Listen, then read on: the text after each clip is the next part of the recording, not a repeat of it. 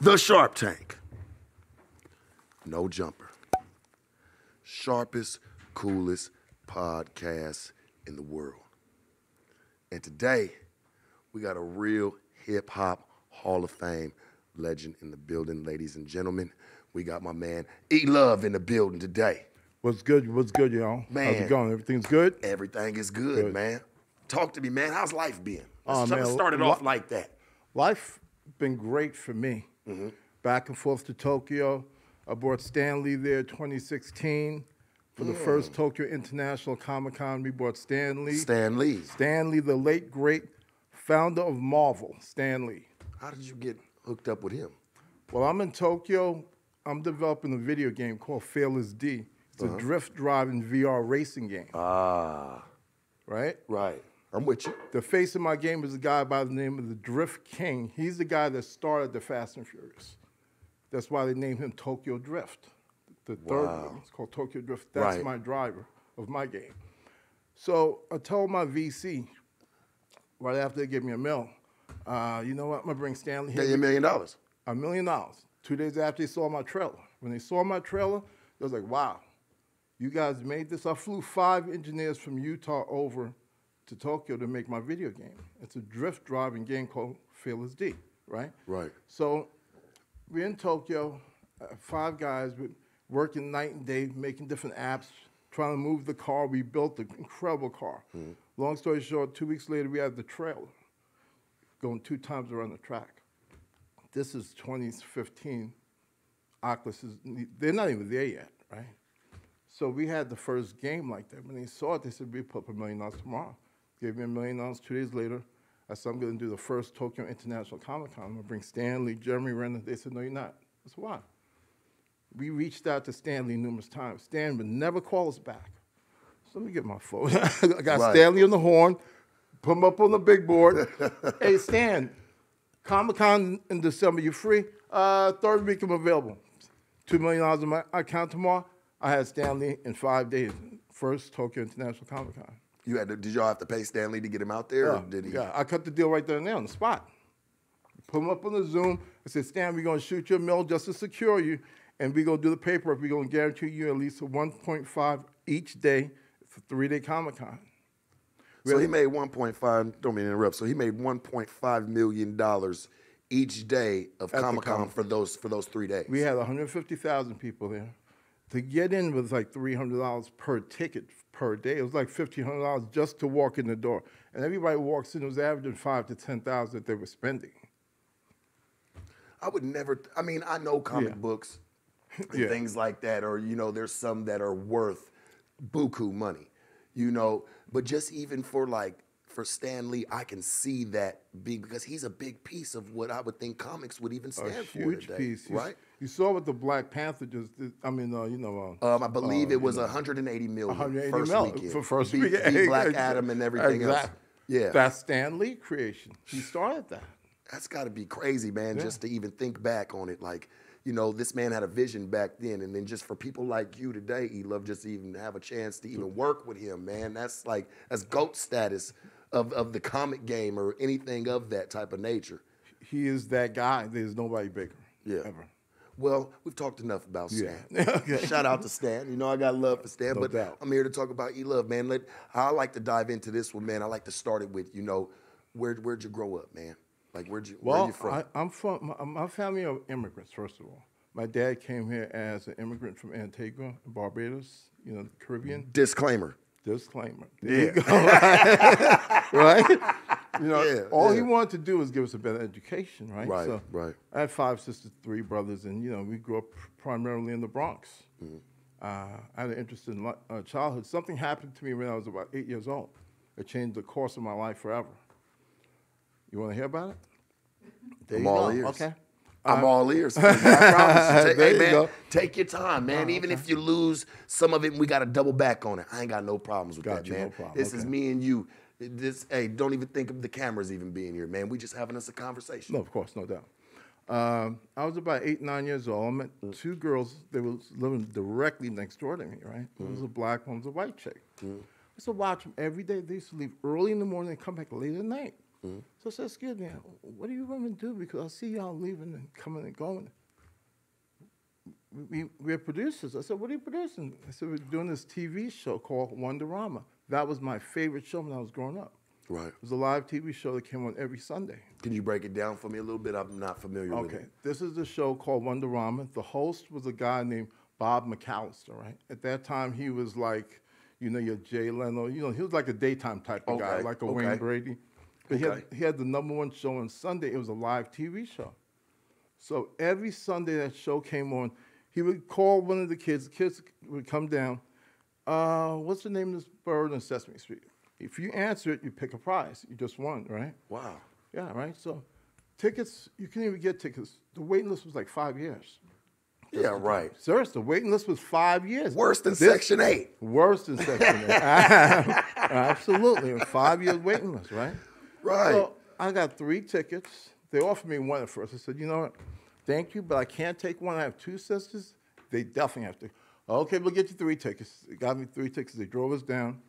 When we get to the set, we walk, we parked. We passed by this line, a bunch of kids. I'm like, look at all the kids. I'm really observant, right? Right. There was not one black kid in that line. So when we got off, when we parked the car, we got on the line, we were all in back of the line. So it looked, to somebody driving by, it looked like slavery never ended. Because we were whites first in the front. Exactly, right? I understand. I'm like, okay. So we finally walk inside. I hear a voice. I said, hold up. That's Bob McAllister. That's the host of Wonderama. Hey, I'll be right back. I ran right up to Bob. I say, Bob, you're the best host on TV. You love your show.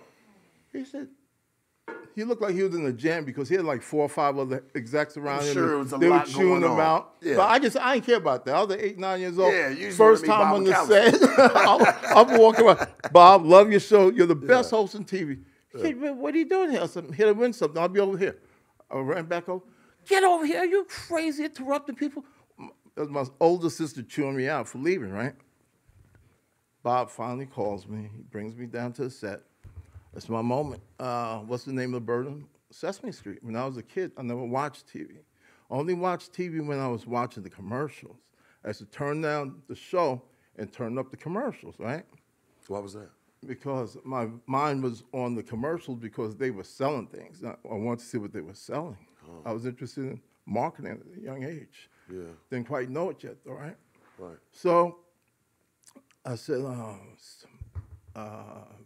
Big Bird, I read my sister's lips. Right. And he said, you know what? You're right. Big Bird. Pick any prize. I have 5 sisters and 2 brothers. It was like 8 of us. That bikes over there. We only had 1 bike amongst us. So I said, you know what? I'm going to take this hat over here in this box that made no sense to everybody. I said, take the bike. I'm taking the magic hat. I took the magic hat home because the magic hat was this guy with a cape on, with a wand, over this hat, and things start flying out, money, bikes. So in my mind, I thought it was real. And when I get home, I'm going to make a bike for everybody in the family. You idiot, this is not real. It was a commercial. It's fake. It's not real. It's just what I didn't find it funny because I'm like, that was something that he wanted to change. You know, you being a child. I was a kid. And you like, yeah, I could get this one bike, but if I get this magic trick, I can make bikes for everybody. If I was your parent, you wouldn't have seen it, but I probably would have broke down later on that night. Just knowing that's why you did it. Yeah. You know, because obviously we're not having that much. Exactly. Continue. So that was my mindset. So long story short, man, I finally went to sleep around 2:45 in the morning. I'm waving the wand over the hat, trying to create magic. I'm like, this thing's not working. So I'm like, I finally falls asleep, and I'm on the bus stop, and I get in the bus. Earl, I saw you on Wonderama. I'm like, this is a live TV show. Everybody saw me on Wonderama. So when I finally arrived at school, Miss Sheriff, I don't have my home. Oh, Earl, sit down. You're like one of my favorite students. How could I be one of your favorite students? You just had me in the dean's office last Wednesday. What? Right. She said, Earl, after she said, good morning, boys and girls. Good morning, Miss Sheriff. Earl, stand up and tell the class, how did you get tickets for Wonderama? We tried. We know one of the producers. Nobody could get tickets for this show. They would not give tickets out. How'd you get 3 tickets? Because I saw your 2 sisters in there. I said, yeah, I know two of the producers. They gave me tickets. Actually, next season, Bob wanted me back on again because I was a big winner. So what? So all of a sudden, Ms. Sheriff is being very nice to me that week. The girls that carry my books, they buy me lunch, they whatever you want, Earl, because I was famous for that 1 week. Yeah. Because until the show ran again, I was that guy. Go ahead, then, young player. So the name of my book that's coming out 2023 is called Famous for a Week. And that tells the whole story about how the whole thing happened, how I met LL, how we met Rick Rubin and Russell Simmons when, Rick was a student at NYU and Russell was, that guy in house that got you whatever you needed. Russell was that guy. When you were, and I just want to ask this, and we're going to talk about them. We're going to talk about Russell. We're going to talk about LL Cool J. We're going to get to them in just a second. But I have to ask you, man, like, when you were that age, did you ever think that you were going to make it to where you at today? Like, just even being able to meet some of those people, LL Cool J and people like that. Like, when you were young, did you say, hey, this is where I'm going to be? Well, I was talented in my own right before I even met LL. Let's talk about that. I had a situation going. I was about 12 years old, 13. I think I was just turned 13, maybe 14. Walking down the street, and this white guy pulls up to me in this really nice car. I'm like, oh, it's a really nice car. He said, hey, man, you want to make some money? I said, doing what? Right. He said, just hand out some flyers. I said, come on. What kind of money are you talking about? He said, well, I'll give you like $200 if you hand like 300-400 flyers. $200? Come on, bro. I'm quoting $200. If you're talking some real money, I'm interested. What do you have in mind? I said, well, why don't we do this? I could put together 1,000 kids in Queens, 1,000 in Brooklyn, 1,000 in each borough. We have 5 boroughs in New York. So I could put 5,000 kids together. We could hit your flyers twice a week, right? He said, okay, cool. Let me give me a number. I said, I got a beeper for you, right? Take my beeper number down and get back at me, right? So back in the day, you used to be on your beeper, like anybody beeping. You hitting the light to see if anybody's beeping, and nobody's beeping, just to show that you have a beeper, Yeah, you used to be able to spell shit with the numbers sometimes. Turn it upside down. There you go. You know, right? Yeah. So he beats me back. We're talking. He said, yo, man, I'm going to give you some money to do 5,000, like you said, man. So I started the street team with a guy named Peter Gation. For those that don't know, Peter ran the nightlife in New York City. He had the Tunnel, the Limelight, and the Palladium. The Tunnel, that's the ultimate hip-hop spot. Was he like a socialite, is what you would want to call him? He was the club owner. Yeah. Yeah. Chris Lighty, you know Chris Lighty's from Never heard of him, but just to like hear like his job description, like what he does. He's at the happening places. He keeps the happening places going. He sound more like a socialite, I would want to say, in a sense, right? Like a Studio 54. These are socialites, man. Clubs. Money and power. Oh, nothing but. Yeah, and I was bringing everybody. I was bringing people from the sports world, from the entertainment world, and from Wall Street because they paid for everything. You know, and they see models, their credit card comes out, and they don't even care. You know, it's $1 million on the card, whatever you guys want to do. They'll sponsor the event. Mm-hmm. So I started bringing in the people for all his clubs early in the 80s. You know. That's why I started working for Def Jam with Rick Rubin and Russell, with the street team that started the posters, bus stop billboards in New York, moved to Philly, then moved across the country. Yeah. You know, I think about it, right? Because like money back then, like people making money, like it really went a long way back in the 80s. Big time. You know what I'm saying? Like today, you can't really buy shit with $100 like that. I mean, not nothing that you can really use. That's like $10, right?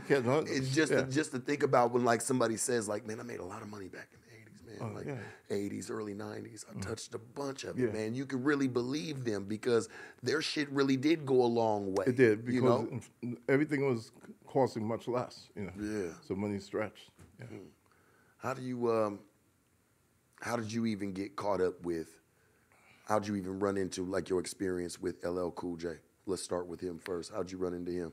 I met Todd when I had a mini bike and a little mini studio in my garage. My mini bike was kind of fast, so what I used to do, everybody wanted to ride. I said, okay, you can get a ride, but it's gonna cost you $5 to go one time around the block. So each person that rode, they gave me $5. So at the end of the day, everybody's money in my pocket, and I still have my bike. So that's how my brain has always worked. Right. So Todd came up. He wanted to ride. I said, "You look kind of short. Why don't you get on the back? We'll go around for free." He said, "All right, cool." We ran the block, and we started talking. I'm like, "This guy's interested." How old were you guys around this time?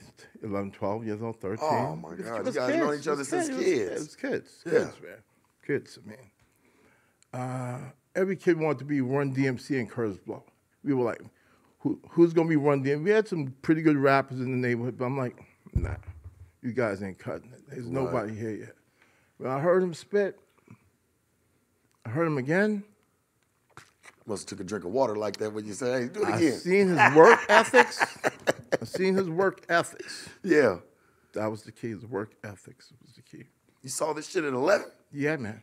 Damn. Good, because he had it one way and I had it the other way on the marketing side, knowing how to get the word out.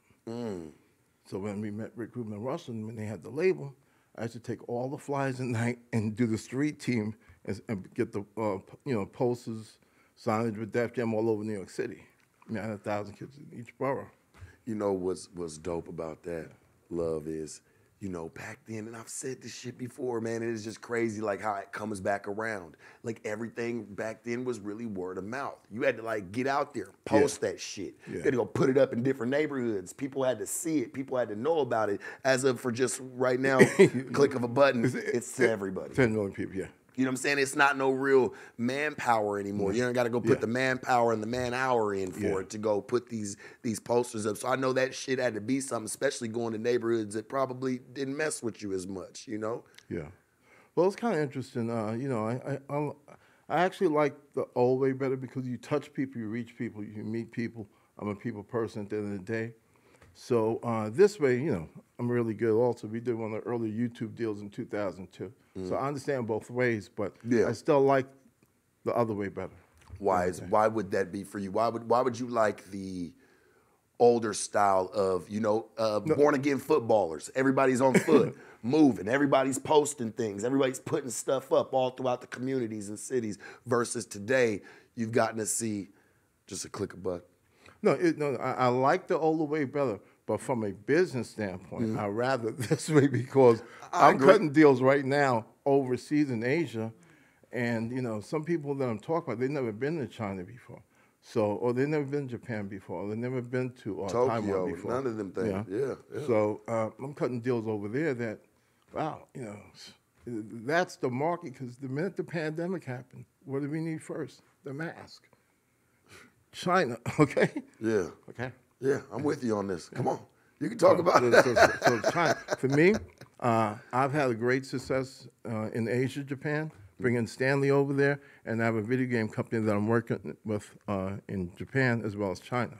Yeah. So both is... That's cold, man, to have that going on for you, especially for video games, man, because them shits sell like hotcakes.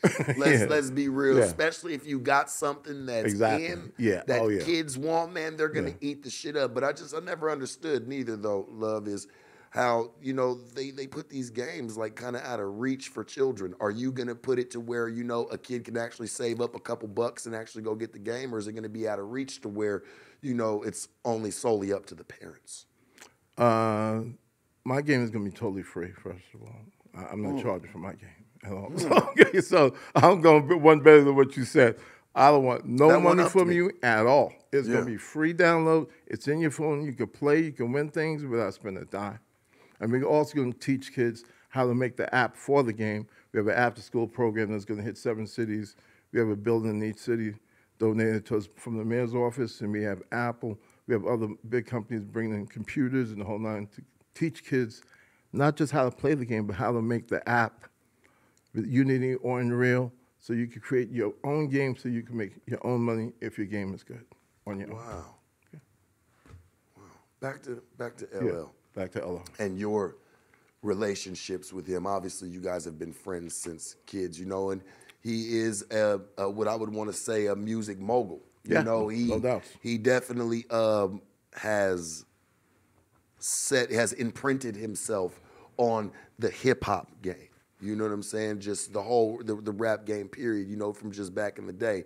You said when you made him rap one more time. You said, man, let me hear that again. And he spit it for you, man. Where did y'all go from there? Where was it for him? Was it up for him, or did it fizzle out for him and he came back? No, we were kids at that point. At that point, we were just trying to make songs. We were trying to find different producers, just trying to figure out what we were going to do, how we were going to do it, because even after we came up with the very first song, which was I Need a Beat, it shopped it around. The labels just get out of here. This stuff is not going to last. Beat it. You guys are nuts. It's like, Run DMC and Kurzweil's luck is going to be over soon. We're not interested. I mean, we heard everything. And so they were saying pretty much that so they pretty much treated hip hop rap like a fad, like it'll burn out. It'll be over in 2 weeks. It'll be over in 2 weeks. Y'all don't need to worry about it. You guys better get jobs. Okay, let me give you this application. You guys gonna need jobs in a minute. Wow. This is not gonna work.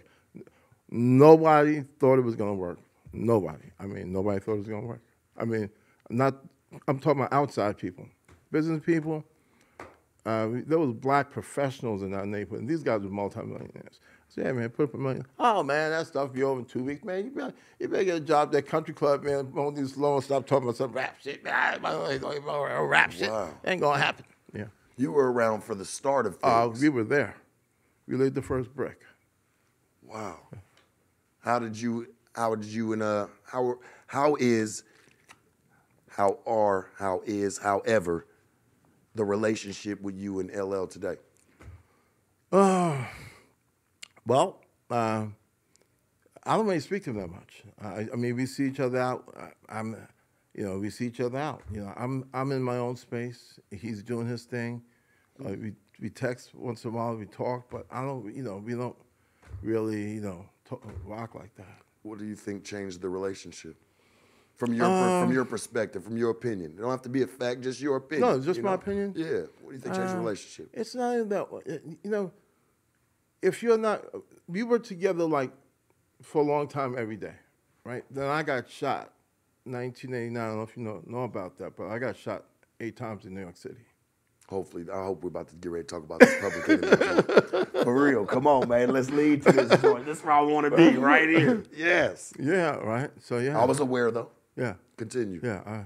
I got shot. I was in the hospital for 3 years. It was 3 years. Yeah, it was a long time. I had 2 major operations. I came out the hospital, went back in, had a double barrel colostomy. I got shot 8 times: back, leg, chest, arm, stomach, hip, ankle, groin.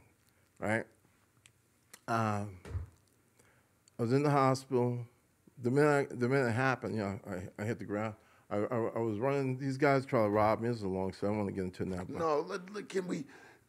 Because that leaves the viewer hungry. Okay, we can get into it. We don't want to leave them hungry like he's about to get into it, and then just like, okay. I would like to know. You want to know? Okay, no problem. We got time. No problem. Okay, cool. Come on, we got time. Take your time. Problem. So, long story short, we decided to take the night off from the studio. So we all did our own things. We've been grinding, making different songs. This was between I'm Bad and Walking with a Panther.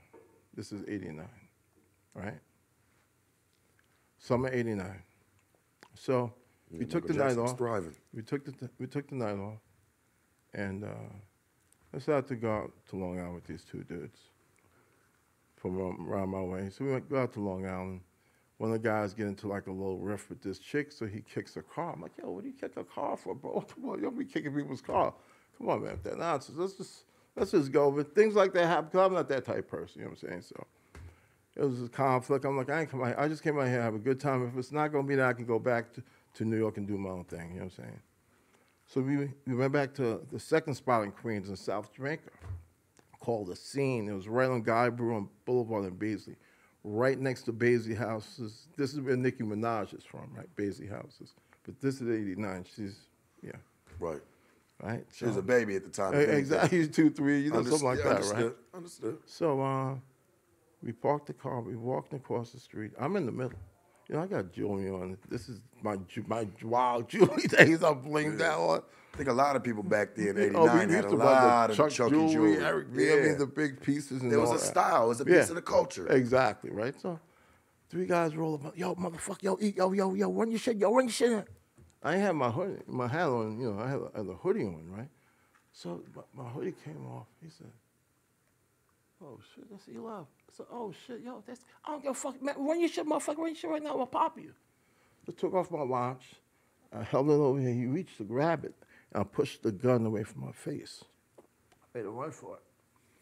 So he started letting off crazy. I mean, it's like 30 shells all over the floor. I got hit like 8 times, right? So I'm running, got my arms bloodied up, chest is open up, stomach. Like, I know my leg was broken at that time. I could feel it. So I'm still flying, right? Because it's either I run fast or I'm going to be killed, right? So I got hit a couple more times. Then the cops came. The precinct is right around the corner from the spot, bro. I mean, look, you could walk there. Cops were just running around the corner because they heard gunfire. What the hell? Somebody they ran around the corner. Oh, shit. Guys jumped into an ambulance with the lights on and fled. One of the guys was working for the EMS. That was his side hustle, Is to get away with the ambulance, lights on. Yeah. Everybody move aside. You know what I'm saying? Right. That's the robber right there, right? So they got away, and I'm in the hospital, and I know at that point in time when I'm in the ambulance, I'm like looking to the ground, to my left, the whole floor is full of blood, my blood. Okay, I'll probably bleed out. Look to my right, so my pops. At that time, he was already dead. It was half of him. So he said, he just had his hand like this. So I kept trying to reach his hand. Kept moving my hand back. He kept moving his hand back, kept trying to reach his hand. So the EMS guy pushed my hand down and strapped me down. Cops asked me, describe the guys. I finally passed out. When I wake up, it was about 2-3 days later. I was in the hospital. I was in surgery for about 44 hours. They had to get 2 different teams going back and forth. They said, 26 hours. My fault. I was in there for like 26 hours. It's okay. They was going back and forth, 2 teams. They said, he's breathing, but barely. I don't know if he'll be on last. We guinea pigged him. You know what I'm saying? So, could you hear them as you were laying there? Like, could you hear them talking? No, I was out. I was out. The only thing I felt was somebody going like this, somebody making like this on my forehead. It was a cross, right? I woke up. My hand was strapped down. My leg was strapped down. I had a tube in my mouth, tube in my nose. I couldn't talk, right? Saw LL, saw my mother, saw Russell, saw my sister, and I saw the priest right in front of me, holding my leg, giving me my last rites. I'm like, the fuck? I'm not going out like this. This is not happening. Right, so right. I just calmed it down. I didn't stress out about it. I just calmed it down. Took it all the way down. So every day, that was the day I was supposed to go. So I kept getting stronger and stronger. So they finally took tube out my nose and my mouth after. And I'm like, yo, my leg is killing me. My leg was broken severely. It snapped. The bullet went straight through the bone. It was in pieces like that, right? So that was the process, just to make it back out that situation. Everybody was around while it happened. As the recovery took, it took me 4 years to get back on my feet. So, people, the guy's busy. He's in demand. He was hot. He was really hot at that time. He was in demand.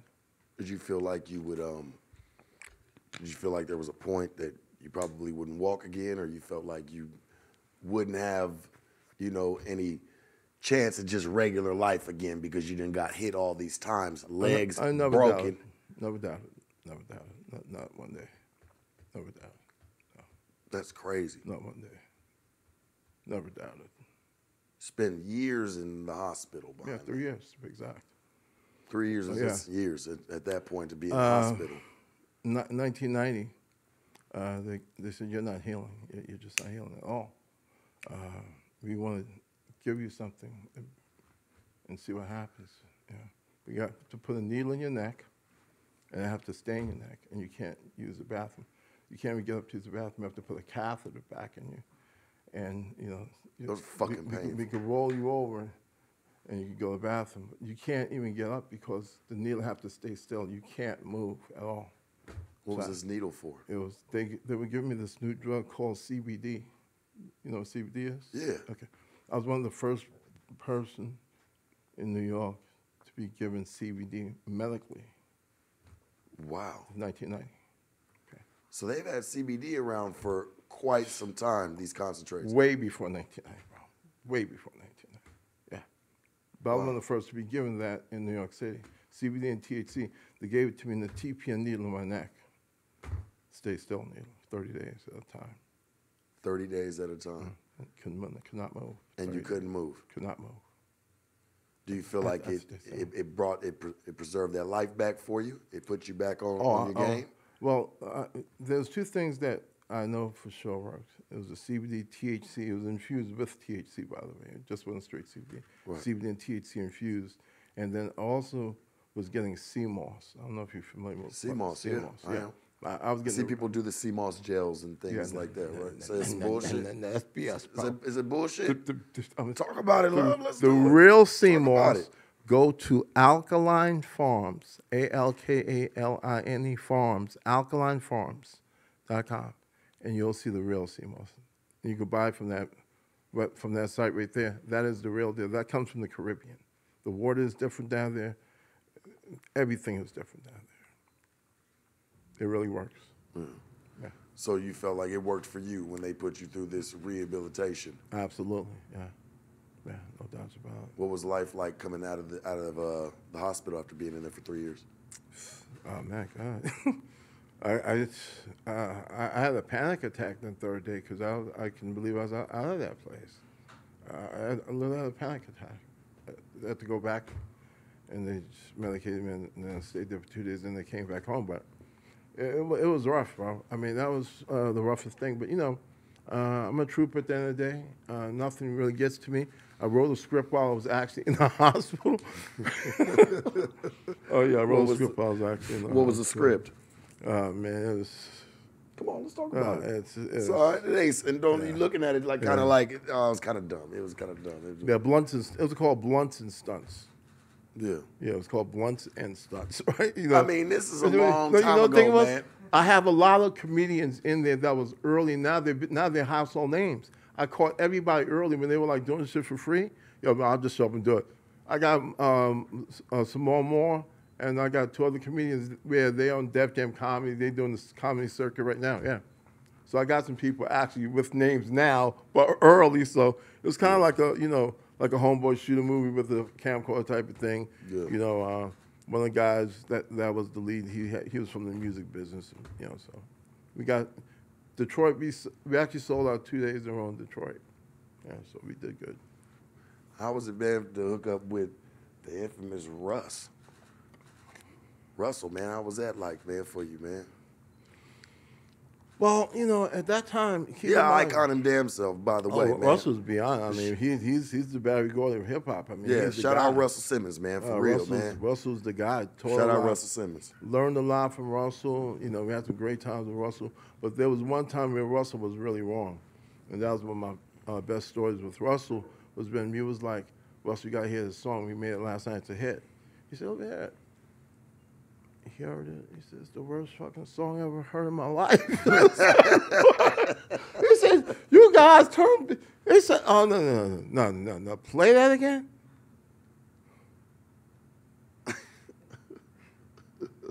This is a piece of shit. Are y'all crazy? I need love. He said, I need. No. No, you're not putting that shit out. No. He didn't want to put it out. So he went back and forth. So the song with LL Cool J, I Need Love, which is an iconic hit today. I mean, a lot of people know that. If you don't, you might want to go get on it just to have it in your music, just in your music bank, you know. So you telling me he turned down the song, I Need Love. He didn't like it at first. He hated it. Wow. Took him a couple of days, and he said, okay, I see where you're going with it. I understand the concept. But, I mean, coming off some hard songs to I Need Love. Right. It's a hard one. Okay, if that's what you want to do. You sure about it? Yeah. So he dropped it and did what it did, you know. But he was like, man, I didn't see that one. No problem. Yeah. But I feel like that's where it takes a different dynamic because, okay, we could rap about the hard stuff. We could rap about the cars, the clothes, the money. You know what I'm saying? But we can also sing to the chicks. See, to me, that's catering to a different crowd. Yes. Not every chick wants to listen to the gangster shit all the time. You know what I'm saying? You gotta bring something different. You know, and I'll be real with you. Yeah. us as men, we don't really buy shit. But the girls, they'll buy that shit. And you'll buy they'll buy every motherfucker. She be like, I'll buy 4 of them for you right now. Like, they'll buy that shit. Like, they'll support it. It's just a little difference, you know? So when you got the girlies on your side, man, you got some power. Oh, man, you got the girls inside, you got the guys inside. Because the guy's not going to go if the girl's not there. The girl's there, the guy's going to follow. That's just how it goes. Yeah. What happened first week that song came out, man? What do you remember? And it hit the airwaves, and motherfuckers was feeling it. They was digging it. I mean, that was a good week. We just came off tour. I think we was doing some scatter dates, and dropped. It was like, yo, this thing is just. I mean, they kept playing like nonstop. I'm like, wow. I mean, the airplay was crazy because there was really no phones there. You know, like today. I mean, so everybody was carrying their radios. You know, we only had Walkmans at that point, so you know, it was a different time, and you just heard it throughout the train when you just was on different trains in different boroughs. Like, you get on a different car, somebody's banging out radio bells. That shit gives me the chills, though, like, just to hear, like, no, you get to see people playing my music versus the only way I can see, even with an interview, if I do an interview that's 1.4 million views, that's all I see, is that it did 1.4 million. It's not people walking up the street, man, people in the fucking mall. Like, you just see people watching your shit, listening to your shit. Like, you know what I'm saying? So to just know that it was more organic, that's a hell of a feeling. Yeah. Is to be standing on the block, you walking out from grabbing an orange juice, maybe in a sticky bun or something, man. It's early morning. And motherfucker coming down the street in his BMW on some gold BBS's, drop top, and he's playing this shit. Yeah, you know what I'm saying? All day long, brother. That shit hits differently, man. Big time, man. That shit's got to hit differently. Big time, big time. You just described the scene. You know what I'm saying? Because I know them times. You know what I'm saying? Like, motherfuckers don't really know, man. You know, it's just a different time than it is today, man. People are getting on E-Love from so much different shit, so many different types of genre fuckery, and just they put it because it's on camera and a couple of fucking people agree with, oh, that's style, that's fashion, that's music. I hate where it's went, man. I love music too much, and they can't call me old to say, because I love rap. I've loved all that, man. I've watched it from Tupacs, the Biggies, you know what I'm saying? Just shit like that coming up, man. I'm throwing up West Side as a kid and don't even know what it is. I'm seeing Tupac doing it. No doubt, no doubt. I see Tupac doing it in videos. Exactly. You know what I'm saying? They're doing it on the front of his album cover, and I'm playing it, so I'm throwing up the same shit. All day long. You know what I mean? So I love music. I just don't love where some of it is went the today. direction. What's your opinion on, you know, you being a hip-hop icon, putting together, man, working with some of the best. What's your opinion on where music is at today? From where it's came from to today? You feel like it's gotten stronger? Do you feel like it's fell to the wayside? We won't even call it weak, because I don't want to, you know what I'm saying? But just, do you feel like it's fell to the wayside?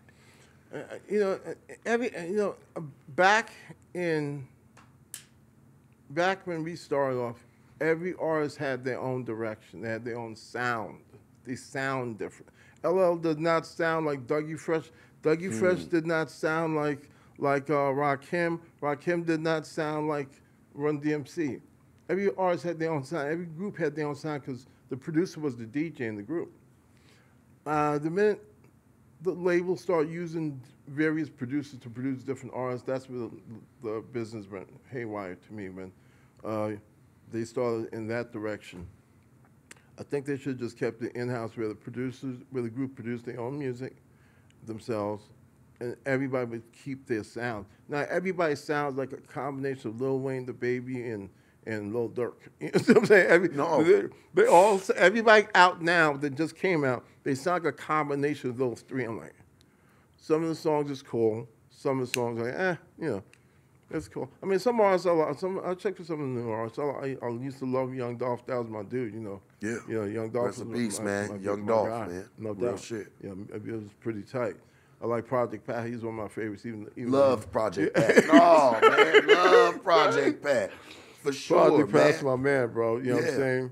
Yeah. So listen to a lot of 3 6 Mafia. You know what I'm saying? Him being, you know what I'm saying, just even messing around with them. You know, that's how I've even got introduced to Project Pat, was through them back in the day. I think it was a 3 6 Mafia album when the smoke clears, if I'm not mistaken. Could be wrong. Don't quote me, motherfuckers. Yeah. They get on your ass. Okay. Love my man BG. That's my boy right there. Yeah. He'll be home soon. And, I did a couple of joints with him and my boy Kid up in the D. Shout out to the D. What year you feel like it changed, though? What year did you see? And I know this is kind of the same question, but just diving in a little bit more. What year did you feel like it was like, this shit's getting watered down? 90 to 94. That early? Yeah, that early. To me, I'm like, this is. You threw me for a loop with that one. They fucking up, man. They fucking up. I'm like, it's not the same, bro. Y'all, it's not the same. I know what's going on. It's a lot of the business before you see the business exists, and it's a lot of behind the scenes shit. But that's a whole nother story by itself. I think between 90 and 94, in my mind. Did you see relationships changing around then? Oh, everything changed around that time, bro. I mean, things change, even though it may have been on paper, it's still changing. That's when you have to go get an attorney file that lawsuit. But for me, I've always just been focusing on what I could control, what I only control. That's why I hate. I mean, once in a while, somebody will hire me to direct a film or like a documentary that I'm doing right now called Modern Slavery. That's another story. Where will this be dropping? Where can we find this when it comes out? I'm not sure. I have a situation with Netflix and Bravo. I'll go back and forth to see who does the best situation. Best contract, pretty much. The best contract. Yeah. Trust me, you will hear about it. I'm not mad at that, man. It's called Modern Slavery. I'm not mad at that. This is a very serious situation right out here, right? And it's happening right in front of your faces, and you don't even see it. It would have to be a part of the system to see it. Yeah. But we're paying for everybody that pays taxes is paying for daily. What was for this movie? Is this a documentary or movie? It's a documentary. Okay. It's a humanitarian crisis taking place at Monterey Park at the Children's Court Center in Monterey Park, California. It's about 30 minutes away from downtown Los Angeles, and they're snatching kids at a crazy rate, mainly black and Latino kids, and it's a humanitarian crisis. Nobody's getting trials, and the due process of law has been eroded, and it's like a bunch of Republicans is running the show down there, and they're snatching kids. We have rescued about 350 kids, meaning me and my partners, in the last 12 years without going to court, and there's a documentary that tells the whole story about how much money they make, how much money they pay the lawyers, and how much the profits are. This is, when you see them build a prison that holds 50,000, trust me, they're going to fill it. They already have a plan to fill it. They're just not building space. It's empty today, 5 years it's full tomorrow. They build it because they know they're going to arrest a certain amount of people, and they're going to plead you out until you get tired, then you'll do time. A lot of people got to understand, like, a lot of, okay, so we're going to talk about it. Let's talk about it. A lot of black, Latino men, even myself, even when I've went to jail, I didn't know my fucking rights. I didn't know my rights. I didn't know what I could do, what I couldn't do. They run shit in these courtrooms fast. So your public defender is just a professional handholder. Exactly. They're just there to hold your hand until things are, until they can get, because you got to have some type of legal representation. That's what's in the law. They got to give you some type of court-appointed attorney. But in all, man, it's because I feel like they know that, like, motherfuckers don't really know their rights. So it's easy to push it on you, even if it's some bullshit and they twisted the words just to make it work in their favor. They're going to pull that because they feel like they see it in your face, the way you may dress, the way you may talk, the way your body language is. Oh, he may not know the law. There's been a lot of people today, man, that have, I felt like, put that to the test real quick. Like, hold on, man. because people are not going to stay asleep forever. People are starting to become woke. They're starting to see what's really going on here, man. When you see modern slavery, it breaks it down the way how they take the kid. I hope we don't get in trouble for this shit. But I told you, this is, you want to keep it real. We keep it all the way real, bro. Let's do it. No, we keep let's it all do the way it. real. And listen to me, I'm going to ride with you till the wheels fall off. Okay. And when them motherfuckers fall off, we're going to go get FOMO. There you go. So I'm here with you. Absolutely. No Come on, problem, I'm here with appreciate you. Let's talk about it. Yeah, this is a real situation. They're taking, this is where the young shooters are created. They'll separate a family. They'll take two kids, put one kid in Palmdale, the other kid in Lancaster or LA somewhere where they know the wife can't get there because she just came out of a DV shelter because they forced in there. So they're breaking the family apart at a very early age. The young girl becomes a prostitute that you see on Figaro in '86. That girl walked up and down the street. She used to be a straight A student. Right. Yeah, remember that. She was a straight A student at one point. Wow. So now the society, the court system is corrupted, and the corruption runs deep, and it's shown in modern slavery. And this will be in this documentary that it's going to, brother. This documentary. I just want you to know this right here is it's gonna ruffle them, man. You know, I've been feeling like, you know, it's been bad policing to police the police, you know, in a lot of aspects, because we've seen a lot of things that happen in a very horrific way that go unjustified almost, you know. Throwing a couple years at some of these people, man. You saw the evil in their face when it was being recorded. Like some people just didn't care when he kneeled on my man's neck like that. They told him he can't breathe, man. What are you doing? Yeah, exactly.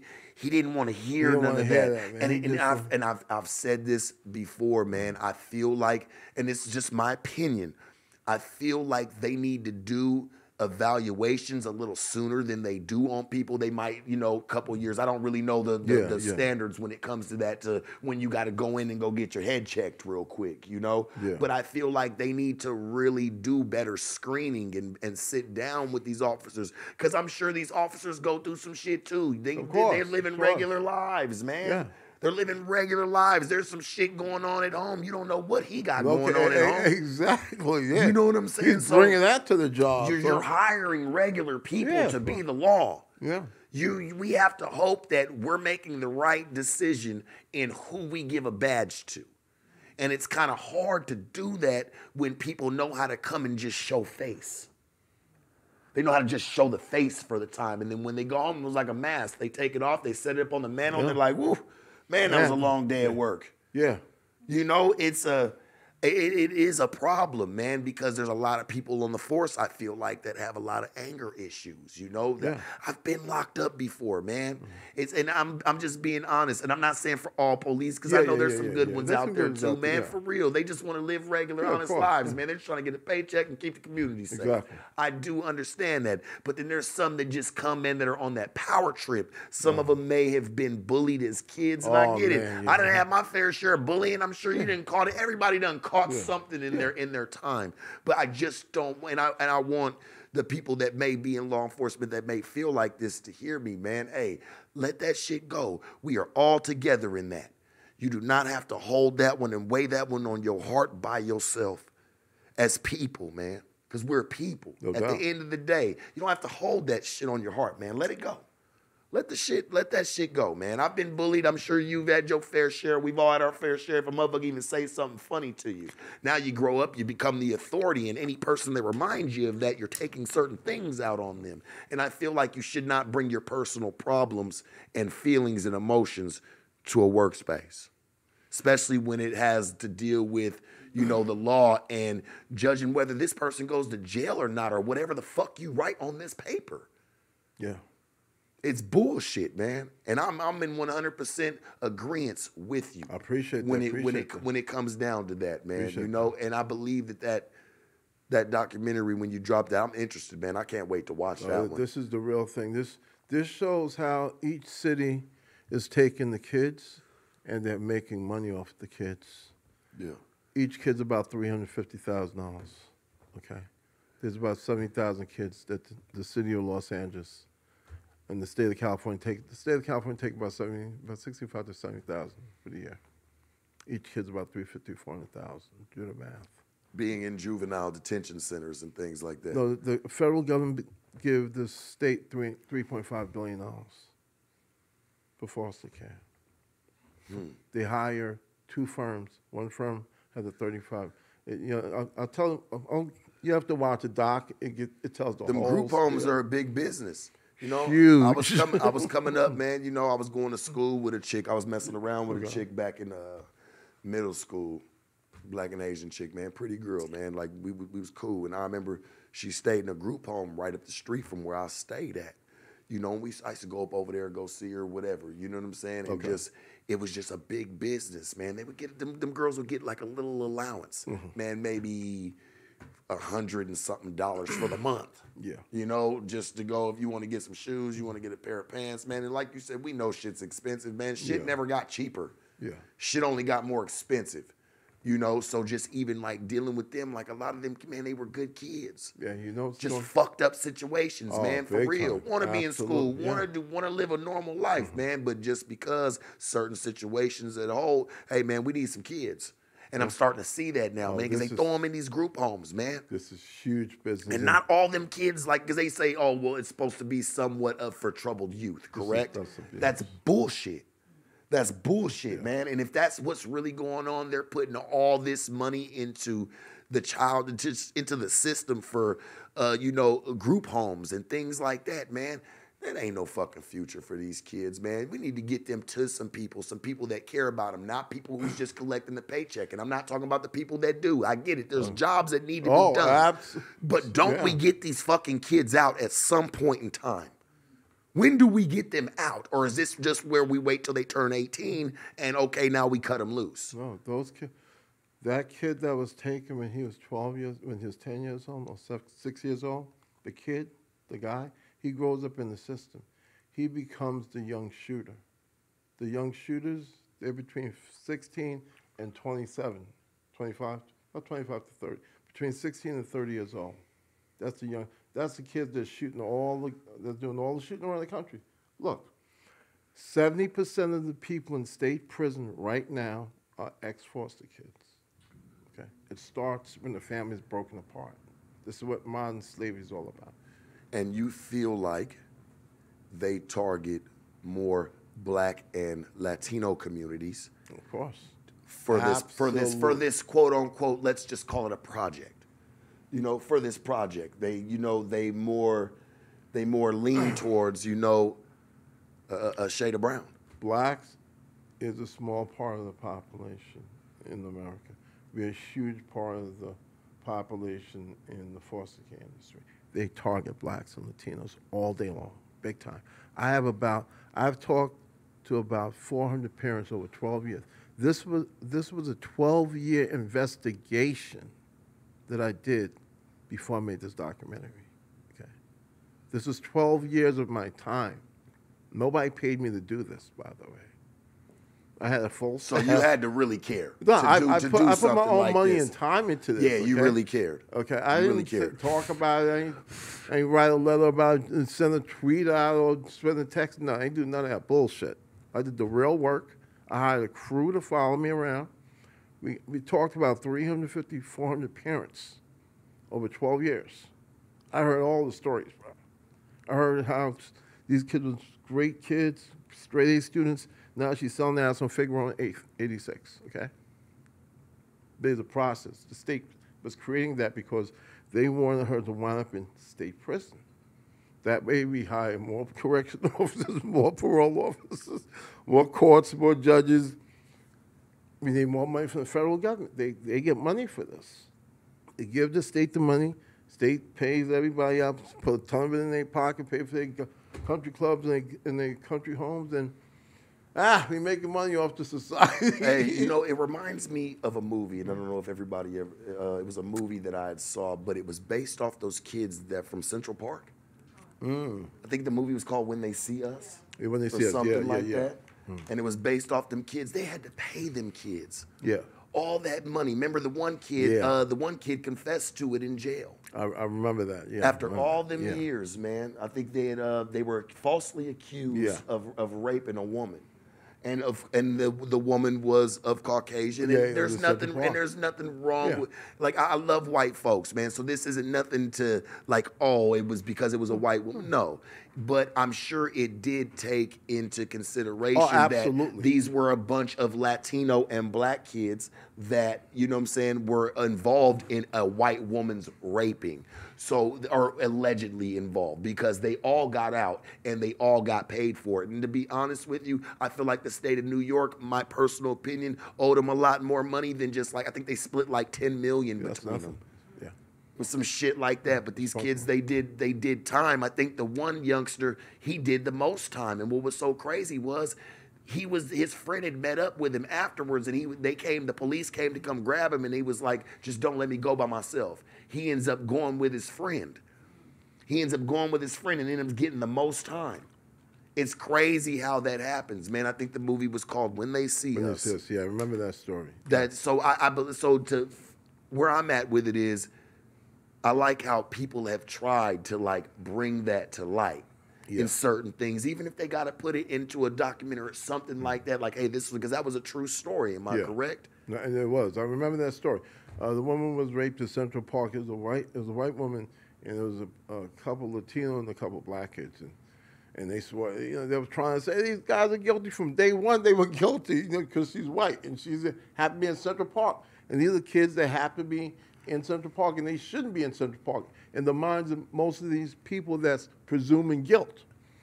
So that actually split New York City in half. I was right there as a kid when this happened. I remember it clear, like night and day. But Central Park is fucking huge. I mean, Central Park is big as shit. Yeah. And it was crazy because, okay, we can face the fact that the kid was Latino who did rape her. Yeah. You know what I'm saying? But it just goes to show they don't give a fuck. He a Latino kid, grab his ass. Yeah. It don't matter. Oh, they were snatching everybody. And it was scary because the kid even said, man, he was like, after I did that, he says, I took her Walkman. Yeah. And put her Walkman on and walked off.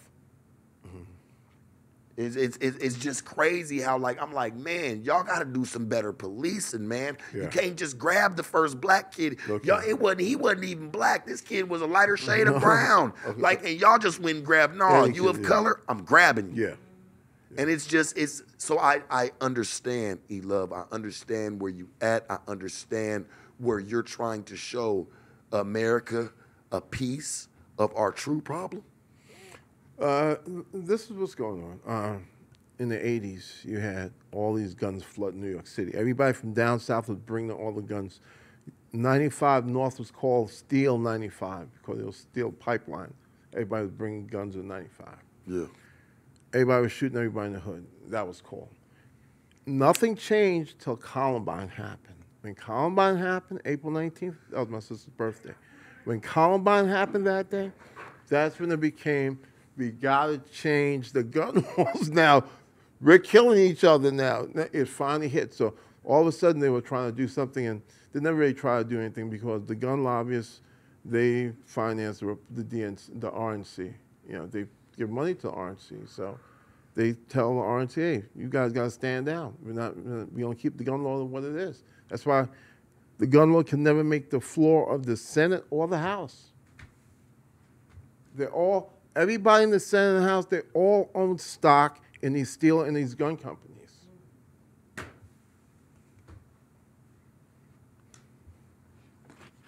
How are you going to say, we're going to ban guns? Oh, I own stock in the gun company. Come on, stop it, bro. It's a joke. One more question before we get out of here. I love even chopping it with you because you get me to thinking, like, what's really going on, man? It's like, because I think about it, but it's like my voice is one voice. But when we all come together, I feel like we are professionally dangerous. Absolutely. Because we can move in a different accord. You know what I'm saying? If we move as one. My last question to you is, when this documentary drops, we've talked about the music. Yeah. We've talked about the people know. But I feel like this conversation had a bigger purpose. Yeah, absolutely. And where we went with it. Okay. When this documentary drops, what what change do you hope to see from this, or what type of awakening are you looking for in this mixture to really wake the people up? What's just one thing that you want? You hope this one thing right here, I know it's got to wake everybody up. What are you trying to show? What are you trying to tell the people? What message are you trying to reach people with? It's time for reparation.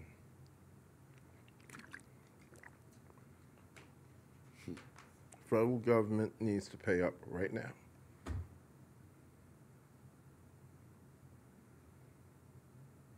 And I feel like the truth needs no support. E-Love, I appreciate you for coming.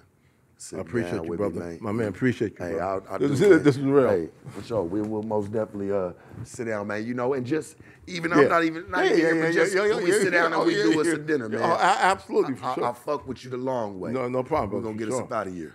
The Sharp Tank. Shark Tank. No jumper. No jumper.